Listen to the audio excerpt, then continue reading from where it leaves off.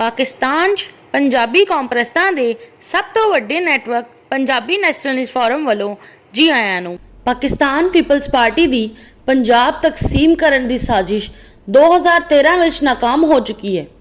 पंजाबी जुबान के खिलाफ सराइकी साजिश की जा रही है।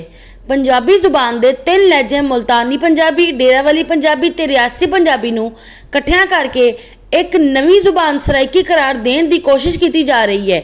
एक ही जुबान के लहजे एक नवी जुबान किंज हो सकते हैं?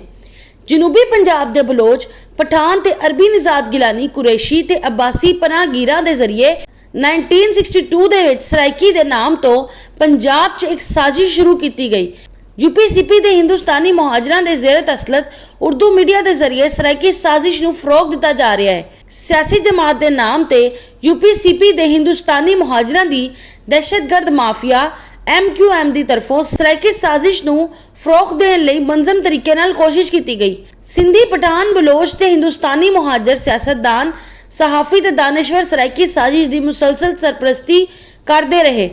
दिही सिंध दे सिंधियां दी सियासी जमात पीपल्स पार्टी की तरफों सराइकी साजिश नूं पंजाब ते पंजाबी कौम के खिलाफ सियासी हथकंडे के तौर पर इस्तेमाल किया जाता रहा।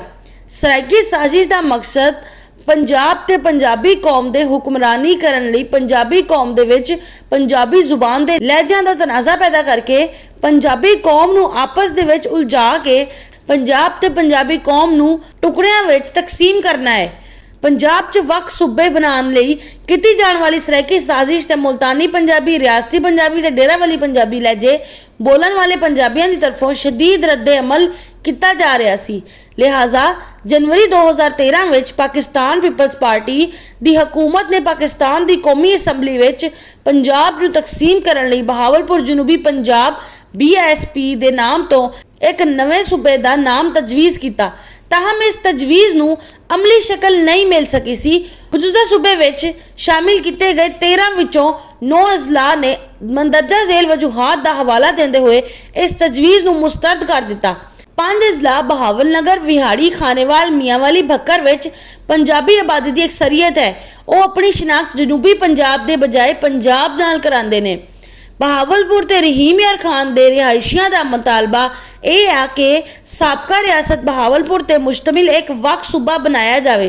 डेरा गाजी खान ते राजनपुर दे जिलियां विच बलोच लोग अक्सरीयत विच ने ते ओ अपनी शिनाख्त बलोच के तौर पर करवाते हैं। वो अपना वक् सूबा कोहे सुलेमान चाहते हैं।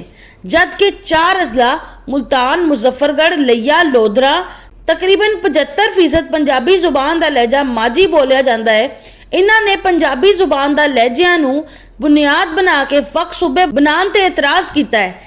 इस तो इलावा सराइकिस्तान की तश्कील लई मुहिम चलाने वाली सियासी जमातां ने भी सूबे नूं इन्हां दे एजेंडे तो मुतनाज़ा करार देंदे हुए मुस्तरद कर दिता।